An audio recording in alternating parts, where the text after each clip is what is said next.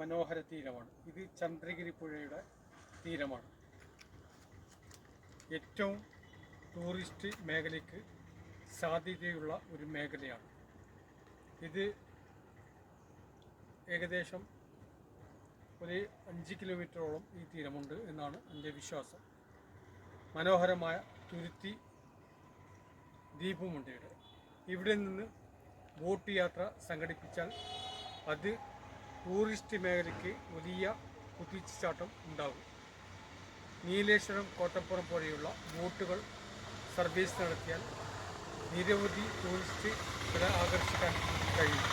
സ്വദേശത്തും വിദേശത്തുമുള്ള ടൂറിസ്റ്റുകളെ ആകർഷിക്കാനും അത് ടൂറിസ്റ്റ് മേഖലയ്ക്ക് വലിയ വരുമാനം ഉണ്ടാവാൻ സാധ്യതയുണ്ട്. ഇത് അധികാരികൾ ശ്രദ്ധിക്കണമെന്ന് വിനീതമായി അപേക്ഷിക്കുന്നു. നമുക്ക് താങ്ങാൻ പറ്റുന്ന എത്ര നോക്കാൻ വെച്ചാൽ ലോൺ എടുത്തിട്ടൊന്നുള്ള പരിപാടി വേണ്ട.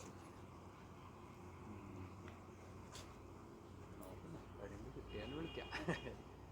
അതിൻ്റെ സെർച്ചിങ്ങിൽ തന്നെ നോക്കാം. പിന്നെന്ത് പറയേണ്ടത്, ജീവിക്കണ്ടേ. നല്ല കോളായിട്ടുണ്ട്. എന്തുപേർക്കും ആൾ കൊടുത്തിട്ട് പോകും. എന്തുപേർക്കും ആൾ കച്ചവടം നടക്കുന്നില്ല. ഏത് വില പറഞ്ഞാൽ കൊടുത്തിട്ട് പോകും. വേറെ ആരില്ല. ഞാൻ എല്ലാവർക്കും അവർ കാന്തി തന്നെയാണ്.